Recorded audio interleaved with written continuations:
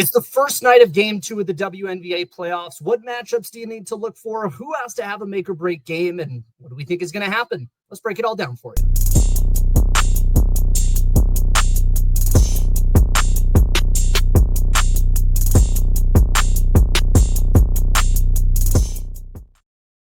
And welcome back, ladies and gentlemen. It is No Cap Space, WBB Andrew Hobner. Happy to be with you. Happy you are here with us here on a beautiful Tuesday in Denver, Colorado.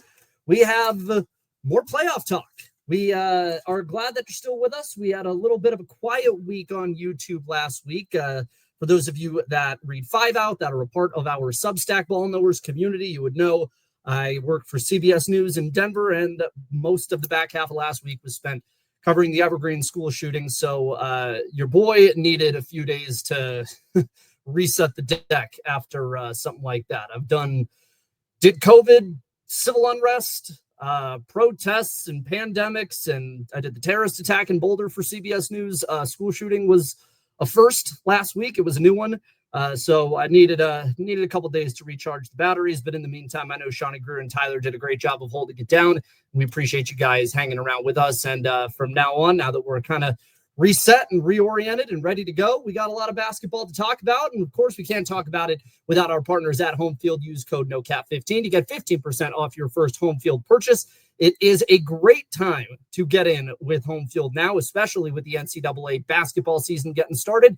We have the No Cap Space WBB collection on homefield.com. And one of the coolest things about it is all women's basketball merch that we have curated and collected over the course of our time in women's basketball. The stuff on the site that we love the most, it's all there for you. If you like football, if you like other sports, they are the place to get all of that incredible merchandise. And if you're in Indianapolis, they have their merch at the Indiana Fever store. If you're going to be at Cambridge tonight, check it out there. I don't know if you could use No Cap 15 over at the register, but just say Andrew and Tyler from No Cap Space sent you, and hopefully they know exactly what that means. Now, let's talk a little bit about Game 2 of the WNBA playoffs. We have 2 matchups this evening. Game 2 is split over tonight and Wednesday. So this evening, we get the Atlanta Dream and Indiana Fever, as well as the Las Vegas Aces and the Seattle Storm.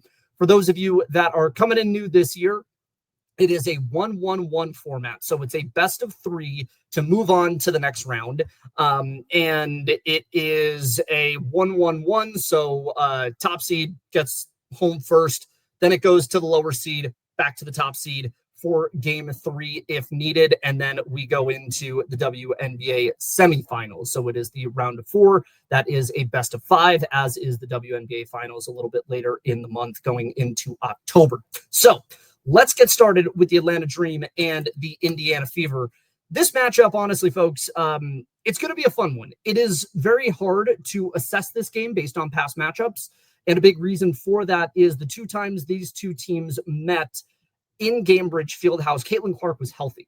So even getting past all of the injuries, Sophie Cunningham, Erin McDonald, Sid Colson, everybody else that has, Chloe Bibby, for God's sake, all of that in mind, it's really hard to assess what the matchups in Gainbridge were with Caitlin in the lineup versus Caitlin obviously out of the lineup and done for the year. But I will say this, I am expecting a much better 3-point shooting performance from the Indiana Fever this evening. They are a much better 3-point shooting team at home. According to WNBA stats, they average just 30.9% from beyond the arc on the road. And you kind of saw it in that Game 1. They shot 2 of 15 as a team in that loss. But when they are home, the statistical average jumps up. It's 38.5% as a team from 3 when they're in the comfy confines of Cambridge. And honestly, I think the biggest thing is going to be Lexi Hull in that respect. We've seen it over the course of certain games this year. I believe it was the Chicago Sky game earlier in the season. Early meaning like August, but she had been going through a shooting slump. That game was on CBS. No Angel, no Caitlin. But the remainder of the team shot the ball exceedingly well, and the slump sort of broke for Lexi. And when that first 3 for her went down in that game, you could hear the crowd really get behind her because they knew what her struggles had been up to that point, and she had been really not connecting from deep. And then once she got that second win, all of a sudden it was her, it was Sophie, it was Kelsey, just bang, bang, bang from three.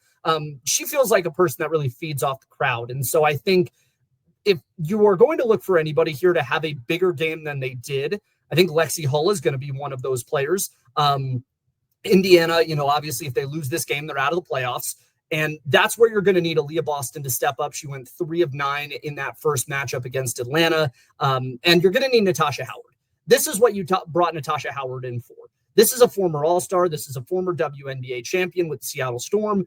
This is a person who, in addition to DeWanna Bonner, even though we know that one didn't work out, you brought people like Natasha Howard, Sid Colson, and DeWanna Bonner in because you wanted people who had been there before, people who had made deep playoff runs before, people who fell behind a game in a best of 3 and didn't panic and didn't break and didn't bend to be the players that you could rely on. And Natasha Howard giving you 2 of 7 from the field, 4 turnovers, 4 fouls in game 1. That's not going to get it done for a player that you brought in for this explicit purpose. So while Atlanta does throw a lot of versatility at you, Maya Caldwell plays from the wing. Naz Hillman, the WNBA Sixth Woman of the Year, who has been excellent. She's in the starting lineup now. And for those that are confused about it, the rule for the W is you need to play one more game as a bench player than you do a starter to be eligible for Sixth Woman. So for Naz Hillman,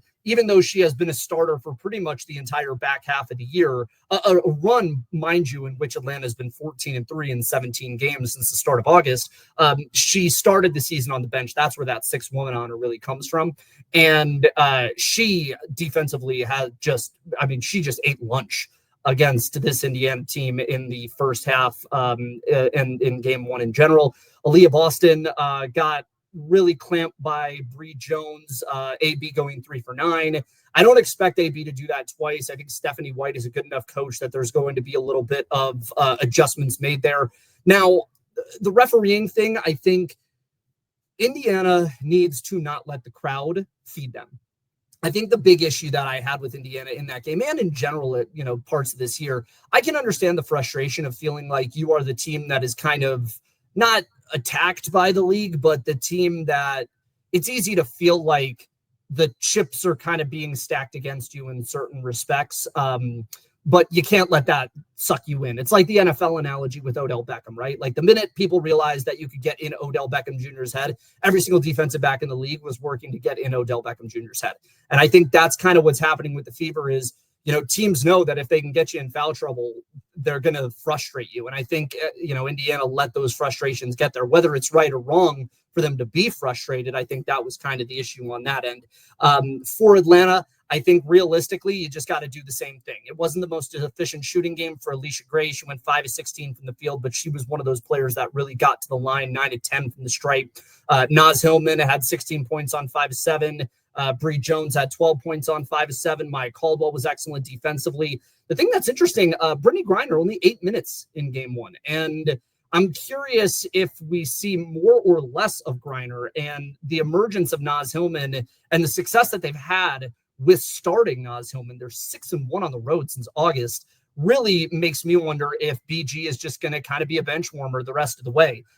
Indiana's obviously playing for their playoff lives, so you can expect and anticipate that first quarter, they're going to be trying to make it work. And the trick is going to be for Steph White, AB, Kelsey Mitchell, who gave you 27 off 9 of 18 in the first game, not letting the moment get big, not letting it speed you up, not letting it rush you, not letting it get to a place where there's so much energy that you just don't know where to put it. You still have to be able to harness that energy and push it into the right places to be able to really succeed. And that's kind of the case for Seattle as well.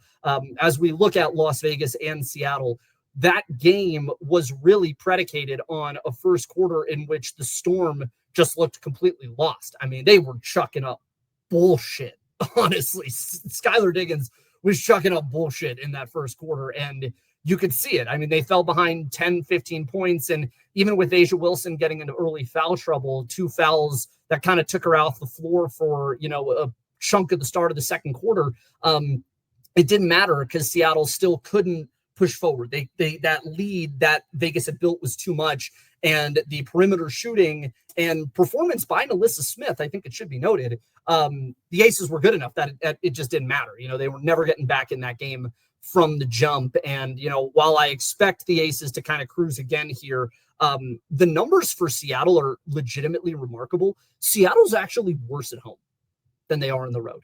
I don't know what it is about Climate Pledge. I don't know if it's like their fans. I don't know. This is a really fascinating thing that I didn't think a lot about until I started looking at WNBA stats. And when I say WNBA stats, I mean the website, WNBA.stats.com. It's the league's official stat keeping site, and a lot of really good advanced statistics and splits and things in there. But they're better in basically every category, 3-point shooting especially. They're like a 36% 3-point shooting outfit as a team on the road and like 30% at home, which usually those are reversed. And so it's not promising, but Seattle's just too damn good for this. I really don't know what's going on with them at this point in the year. And if you're going to be foul baiting the way that Skylar Diggins was trying to do at the start of the game against Vegas and Michelob Ultra, you got to sell it a little bit better. You got to bait. You can't just throw it up like this and, expect to get a call. That's just not going to happen. So I think Seattle needs to just slow it down a little bit. Dominique Malonga had her welcome to the playoff moment. Asia Wilson just put her shit in the second row. And the thing that was a welcome to the playoff moment for me wasn't actually that swat by Asia. It was a wide open layup right under the hoop. And Malonga just put too much on it and airballed it over the top. And that to me, and you could like see it on her face, like, oh my God, I can't believe I just did that. That's a 19-year-old, man. There's just a different physicality to this game. There's a different mental makeup to this game. The people that are like, oh, Juju or Hannah or whoever should be able to go into the WNBA as a freshman. No, that gap's just too big on a variety of fronts. And you're seeing it with someone like Malonga this year where she's good and you can see the flashes, but like we're in playoff ball right now and she looked like a different player on the floor when the adults in the room started to lock in, and you could kind of tell about that. But she did finish all right. Granted, it was, some garbage time scoring, 12 points, 11 boards on 4 of 11 shooting. But she needs to really show up off the bench there, especially in that front court. That's the only place where Seattle really has an advantage. And Ezi Magbagor, man, I don't know. I mean, I said this on our mailbag that released on NoCapSpaceWBB.com. You can't be Kia Stokes. You can't shoot 1 or 2. This was a player that everybody was so high on. She's 25. She's in her prime. I need more on the offensive end out of Ezi Magbagor. And I don't know how that works with Nneka Ogwumike being such a volume shooter. And it's, I think, necessary that she be that because she is the most consistent and really the only consistent game-by-game shooter that the Storm have. Gabby Williams gave Mineta 13 performance, but she kind of goes hot and low as well. So, or hot and cold, I guess, as well. So I need a little bit more out of Ezi Magbagor on the offensive end, whether it's post touches or just rim running. Skylar Diggins needs to be better. Point blank, period. If you want to win, Skylar Diggins needs to be better. Needs to be better at facilitating the offense. Needs to be better as a shooter. I don't really know what was in her head. I don't know if it's a Vegas thing because these teams have a rivalry. I don't know if it's a Jewel Lloyd thing because there's some background there. But Skylar was just like going a million miles an hour to her own detriment against the Aces in game 1. And I think that she really needs to slow that down. The Aces, all you got to do is just continue to get good bench production. Jackie Young is a starter. She shot 6 of 9, but Dana Evans and Jewel Lloyd came off the bench 5 of 11 and 5 of 9 respectively, combined for 10 of 20, combined for, I believe, 6 of 12 from 3. That's the kind of stuff that's going to win these games for you. You don't really need Kirsten Bell to do a lot as a shooter. I talked to Becky Hammond a couple weeks ago at that Lynx game when we were boots on the ground. And the thing that she loves about what KB does is KB will set screens, KB will take charges, KB will do the dirty work, and that opens up the lane for the scorers as well. Alyssa Smith also opens the floor as an offensive threat. So you can't just collapse 3 to 4 people down on Asia. You have to respect the fact that Alyssa Smith can give you like an elbow jumper in a way that Kia Stokes just wasn't willing to do. So if I had to do predictions in these last 30 seconds, I'll keep this at 15 minutes. I think Atlanta is going to win a close one in game 2, and I think Vegas is going to steamroll the Storm. To me, honestly, it feels like Aces Lynx is a bit of a foregone conclusion until I see different, especially with Stewie being day-to-day in New York. But we will look at that in our Game 2 Day 2 previews tomorrow. It'll drop right around this same time here on YouTube.